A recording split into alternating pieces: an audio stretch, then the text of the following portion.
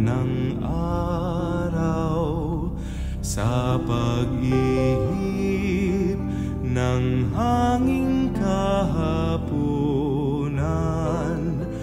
Balabal ko'y init ng iyong pag-ibig,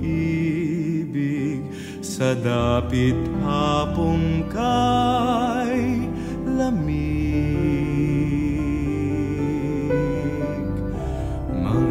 Halos 5 dekada na tayo, kahit 48, naglalakbay bilang pamayan ng Diyos.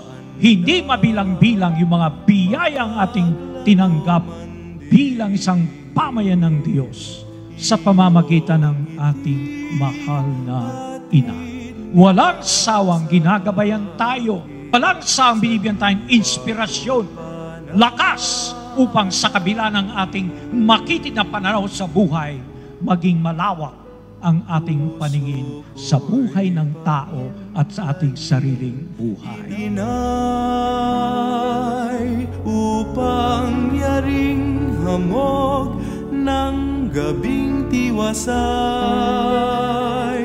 ay madama ko bilang damping halik ng iyong anak, ay irog kong inay.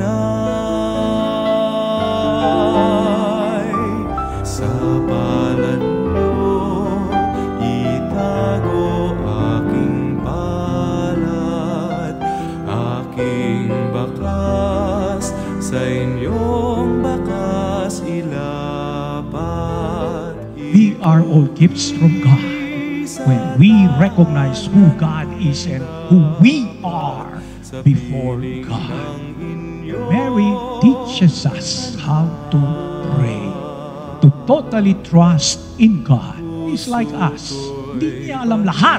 How can this be? Nung sinabi sa kanya, huwag kang matakot, huwag kang mabalisa, huwag kang mag-alala. Akong bahala. Nanalig siya. Hindi niya lahat ang mangyayari sa kanyang buhay, pero lubos ang kanyang pagtiwala.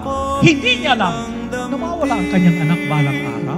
Hindi niya alam na tutubusin sila ni Herodes. Tatakas sila. Hindi niya alam, tatayo siya sa harap ng krus, nakikita na kabayubay. Nunang sugat, paghihirap ang kanyang anak. Pero nandun yung lubos na paniniwala, pagtitiwala. Hamog ng gabing tiwasay, ay madama ko